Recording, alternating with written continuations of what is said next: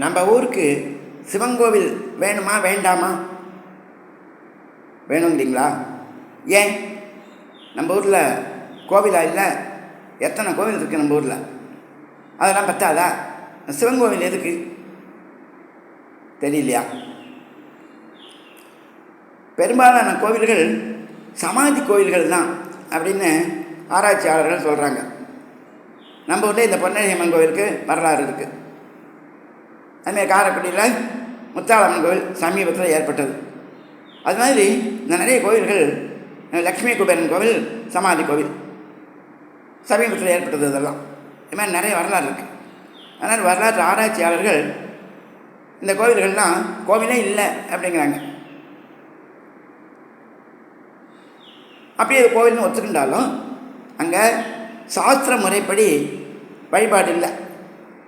அங்கே பலி கொடுக்குறாங்க, உயிர் பலி கொடுக்குறாங்க. அது தவறு, சாஸ்திரப்படி தப்பு. அவங்க கோரிக்கை நிறைவேறினாலும் அதுக்குள்ள பாவத்தை தனியாக அனுபவிச்சாகணும்.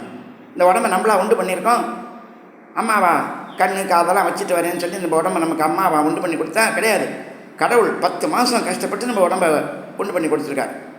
ஆடு மாடுக்குள்ள 6 மாதம் 8 மாதம் 10 மாதம் கஷ்டப்பட்டு தான் அந்த உருவம் உருவாகி வெளியே வருது. அதை வெட்டுறதுக்கு நமக்கு ஏது உரிமை?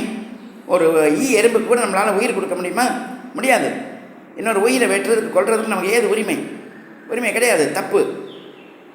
அதுக்கு பல தனியாக கஷ்டம் அனுபவிச்சு ஆகணும், பாவத்தை அனுபவிச்சு ஆகணும். அப்படி தான் சாஸ்திரத்தில் சொல்லியிருக்கு. அதனால் அங்கெல்லாம் சாஸ்திர முறைப்படி வழிபாடு நடக்கலை.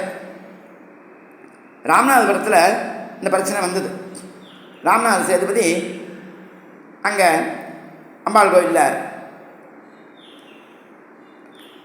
உயிர் பலி கொடுக்கக்கூடாதுன்னு சட்டம் கொண்டு வந்தார். எல்லோரும் அவங்களாம் போராட்டம் நடத்தி 100 பேர் வெட்டிவிட்டாங்க. உடனே சமாதான பேச்சு நடந்தது. அவர் கேட்டார், சங்கராச்சாரியார் சொன்னாக்க நீங்கள் ஒத்துக்குவீங்களா அப்படின்னார். ஒத்துக்கிறோன்னாங்க.